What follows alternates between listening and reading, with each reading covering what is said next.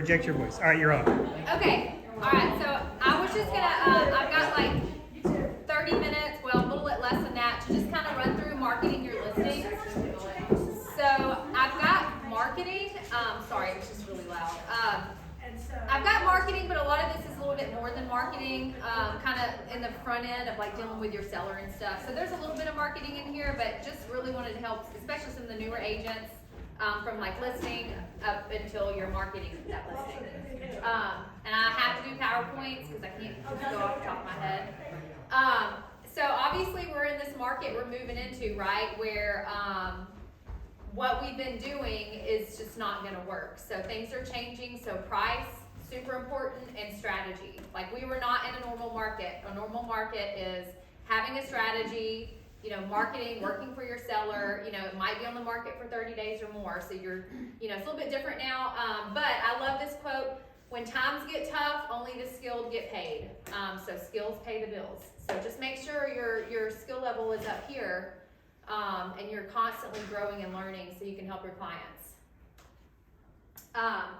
So really quick, just to kind of start from the front, and a lot of this stuff, I love to listen to podcasts. I love to just kind of get other input from successful agents out in the industry. So I'm just going to go through this quick demo of when you're going to a listing appointment, right? Some things that you want to do.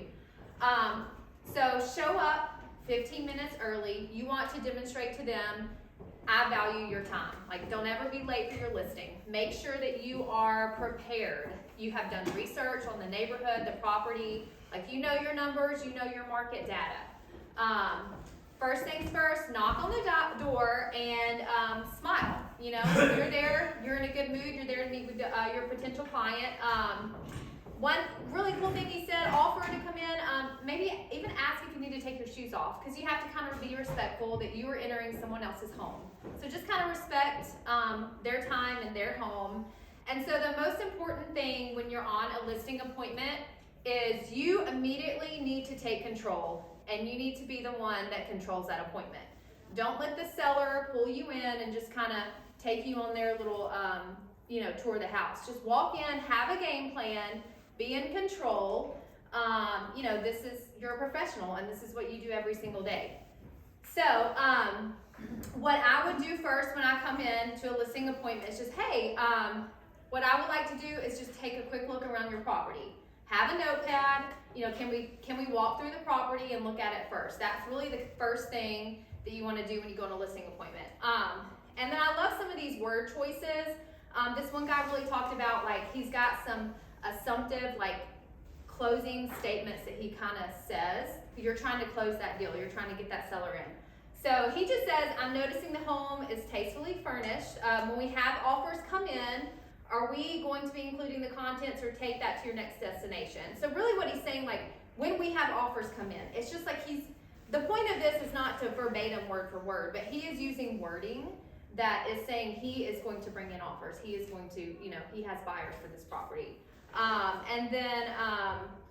So anyways, walk through the property with them, take the notes, and then after you are done, go ahead and know in your head, well, let's go to the kitchen, let's go sit down. Know where you're going, bring yourself, sit on the kitchen, let's sit down and discuss this. And then one really cool thing he said is even where you're sitting at the table can make a difference. You want to make it where you're the point of contact for both, and just, so you can create that lead role in the conversation. And then, always tell them thank you, smile. They're giving up their time to meet with you. So always come in with a thankfulness heart at the listing appointment. So that was just kind of a general, when you get to that appointment. But there's 3 priorities on a listing: price, condition, your marketing, and communication.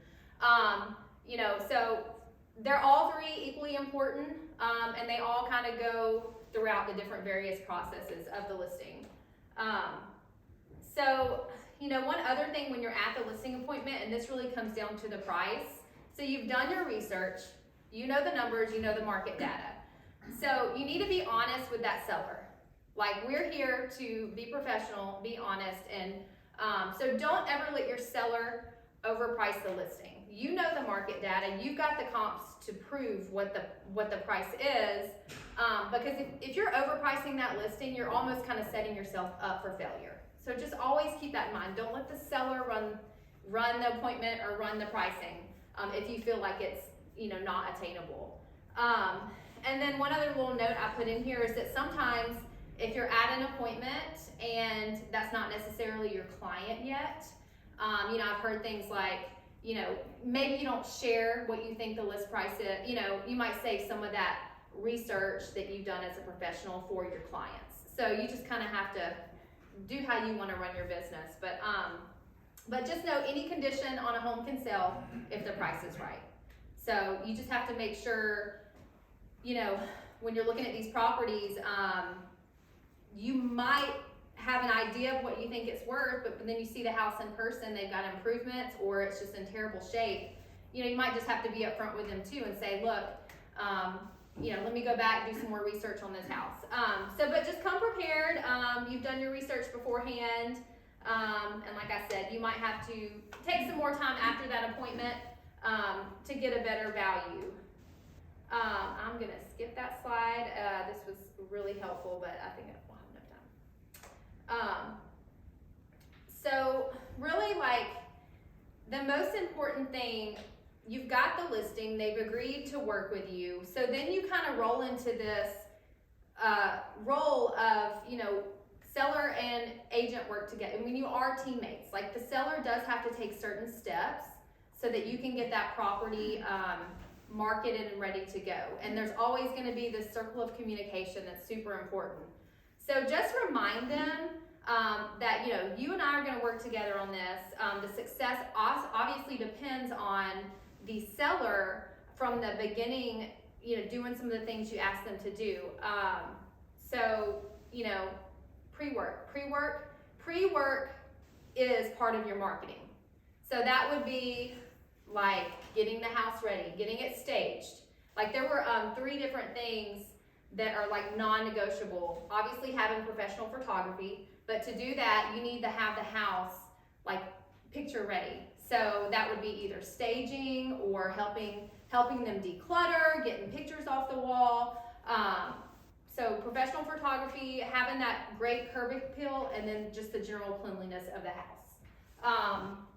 So just having those upfront discussions with your seller. This is my marketing strategy, but I need you to work with me so we can get this done. So just know that pre-work, super important. That is part of your marketing strategy. That is the first impression that everyone gets. And then on another note, don't let your seller, kind of have some rules for the seller, right? This is my marketing strategy. Let's not share the house beforehand. Let's not take a picture with our phone and put it on social media. So there's just certain things you want to communicate with your seller because you want that package, your marketing package, to just be an amazing first impression when it gets out there on social and on the internet. So just having those conversations up front. And the biggest thing is your communication with your seller should be your top priority. I mean, we can do things, and I'm gonna get into some little things on Facebook and whatnot for actual marketing. But for me, my communication is the biggest part of my listings. Being constantly having that upfront appointment on my calendar every week to call my seller to update them. So you want to communicate as much as you can and as often as you can with your seller. You need to do that. And I suggested, just putting a weekly task on your calendar that this is the day I'm going to call my seller and have a conversation about something about their property. Because or whatever your seller, if your seller don't want to talk to you every 2 or 3 weeks, that's fine. But have that up front. Know how that's going to work. But it's got to be the worst thing, right, as a seller, and you haven't heard from your agent in 4 or 5 weeks. That's just not good professionalism. So one other thing is, I've got a couple ideas on different things to talk with the seller about, but find a reason to communicate with the seller. One good thing you can do is this weekly market analysis. So every week you're going in there, you're checking the new active listings, checking the pendings, what's closed, how are these other homes in the subdivision, how many days have they been on the market. Send them that quick CMA summary. Does everybody know how to get the quick CMA summary in the MLS? That is a super awesome quick spreadsheet. Okay, everybody knows. So just reminding them about the current state of the market too, right now. Like, things are changing, interest rates going up, so having that communication with them, especially right now, if things are sitting on the market a little bit longer, you have to let them know, like, well, this is what's going on in our market. Don't freak out. You've been on this number of days, it's okay. Like, we're gonna get this property sold. Another couple of ideas with your sellers is if it's a vacant house, maybe have a weekly pop by, check on their house, make sure everything's good. Whoever was showing it, shut all the doors, it's clean, and just call them. Hey, just want to let you know, I just went by the house today, it's looking great. I'm still getting showing requests. If you get sign calls on the property, you can communicate that. Like, I've had this many people call me this week on the house. We're still getting interest on it. Feedback. Like, for me, the feedback from showings is like key for me. Like, I'm communicating with every single person that shows my property. I am usually I'm not calling the showing agent, but I'm gonna send them a voice text or a text. Hey, so-and-so, thank you so much for showing my property. If there's anything like helpful about the property, just wanted you to know this, and this. Please let me know if you have any questions at all, and I would appreciate it if you would leave some feedback. Like, every single showing, I'm reaching out to the agent. And then if I haven't heard from them after the showing, like, I'll give them like a day or two, I'm texting them, hey, what did your clients think about the showing? Can you give me any feedback? Like, I just don't let that ride. Because that is valuable information for my seller. So always do that. Agent caravan, we do that a lot. Get agents, even if it's not a caravan, like, I know we have a hard time with Gulf Shores, getting caravan down there in Foley. Maybe call in a couple of the agents, like, hey, can we get together on Friday? Can you go take a look at my listing and just give me some feedback? Just simple things like that. Call your seller, let them know, hey, I've got 3 agents coming in. They're gonna help us, just give me feedback on it. And then, of course, like, different marketing efforts that you can do. Well, different marketing efforts that you do, you can communicate with your seller and let them know some of the things you're doing. And this was at Impact, I don't know who said it, but he said the best known beats the best. The best known beats the best. And that really comes down to, like, we are doing marketing, but we also, obviously, Jason's big on marketing ourselves. So if you're out there marketing yourself, people know you and you're out there putting yourself in the community. So that can be a huge advantage even for, your clients. Because they know that people are going to see your listings and everything. Just some other ideas on communicating with your seller. Let them know what your strategy is up front. Also, I think that's really important because sellers might have expectations of things that they see other agents do that you might not do as part of your marketing strategy. Like print marketing. If you don't do that, let them know. Just let them know what your strategy is. A big thing for us is obviously our team database. We have a huge database of, XX number of thousands of leads that we will send your listing out to, and our agents are working on calling those potential buyers. And I know everybody has their own database. So, let them know how many people are in your database and how many people are going to see their house. And then another thing I thought was really neat, like, don't do everything at once. If the listing goes live, have a couple things you do that day. It's gonna go live on the internet, but maybe space some things out. Maybe posting on social media, have like a schedule of how you wanna post things, or price drops, price increases. One thing I thought was neat is maybe, I know some of us do video, maybe pushing that out like, hey, 3 weeks later, hey, I'm gonna come in and we're gonna get a video on your property. Just kind of be creative with things. And then, of course, like I said, the seller rules. I really like this, like, don't let them share on social media about like showings or anything negative, or don't let them vent like, oh my gosh, so-and-so came into my house, they didn't like my curtains, I can't, just kind of have that conversation. Like, we're gonna be positive, we're gonna share positive things about your house because we're trying to get it sold. Have them send them a link, like your direct link. Don't let them share their property from Zillow. So that's another important thing. Send your client the link to your database. Have them share that link on social, on their social media. And a few other things. So this kind of moves into like the marketing side of it.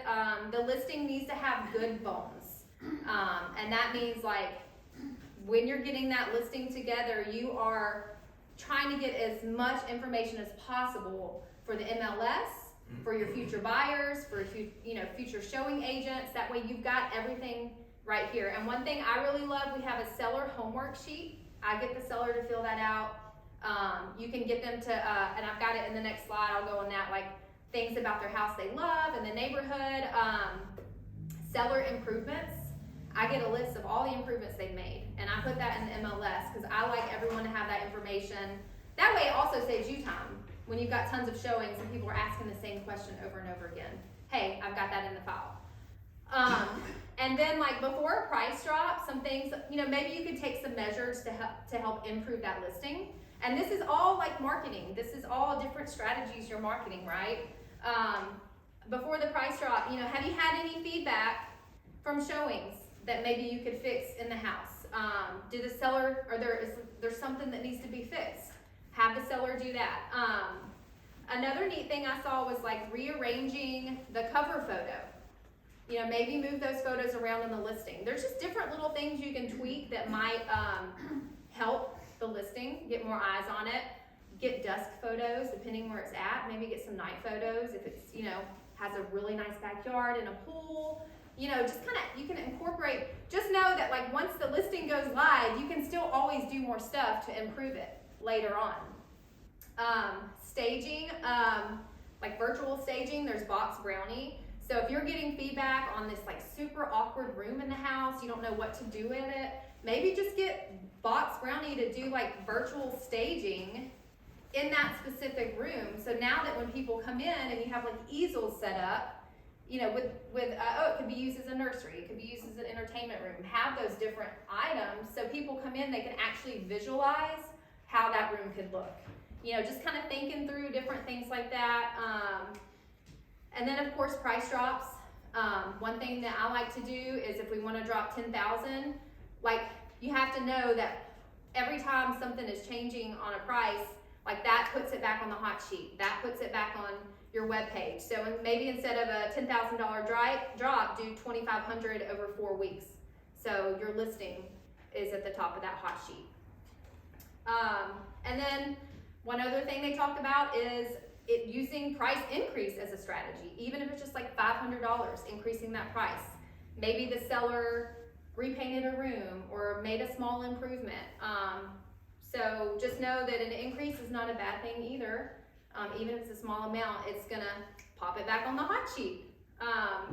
And then I like this, the seller top 10. Maybe have them fill out, and this also helps with your questions, your listing input, your marketing. If you want to do a blog or you want to do a video, have your seller write down what are their top 10 favorite features on the house and their top 10 favorite features about like their community and their neighborhood and where they live. That's all marketable material that you can use. Like I said, the number of people in the database. And this is the last one. And find ways to stand out online. Maybe there's different things you can do with your description just to make it pop when someone's like browsing. Or you could be like this guy who, have y'all seen this? So this is a recent listing somewhere like up north, and he got really creative, and he's got Michael Myers in his listing photos. I mean, is that not creative? I mean, that is, and I think sometimes we have to use our creative brain. So he said the listing was viewed 260,000 times by doing this. And the open houses, he had tons of traffic in his open houses. So yeah, it's fun. I mean, it's Halloween, it's funny, it adds a little bit of, just good times, I guess you could say, to that. So just being creative with your marketing. Obviously every house you can't do that with, but if you have a unique listing, maybe you talk to your sellers too and you find out what they love, and you can incorporate some of that uniqueness into your marketing. And of course, like the old, social media marketing, I think most of you guys know this. One thing I've been reading about recently, I hadn't delved into it too much, is a Facebook fan page.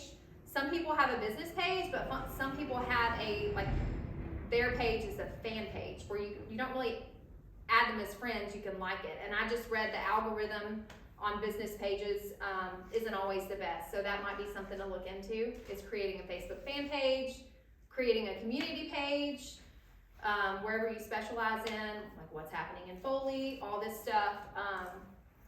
And then of course, when you post your listing on your business page, that's a good rule of thumb. Just know that when you post too much business on your Facebook personal page, the algorithm supposedly, it won't show as many people. So just, be careful. Make sure you do some personal stuff on your personal Facebook page. The local buy-sell groups, marketplace, you guys know all this. Like I said, send the seller the link and have them post it in their HOA Facebook page or whatever community subdivision that they're in, so that they can, you're not a member of that, but have them post it there. If you do ads, you can share the stats with the seller. Of course, just know you've got stories, reels, and YouTube shorts. I know YouTube is a really big thing right now. I saw the stats on that article this morning. And the thing, just know that I know I do stories a lot, which is fleeting content, it disappears. So just be aware of doing that evergreen content where it's always going to be there, like YouTube and stuff like that. And then, obviously if you have a slow open house, another good reason to do an open house is if it's slow, you have time to create content and marketing. You can get out in the neighborhood. So, just remember that on open houses. If you feel like it's going to be a slow Sunday, do it anyways. Get at it. You can market yourself. And then tag your seller on social media marketing. Just a few tips I had. I hope that helped. Is that it? Yeah. Yeah. We did good. Yeah, I got through it. 22 minutes. That was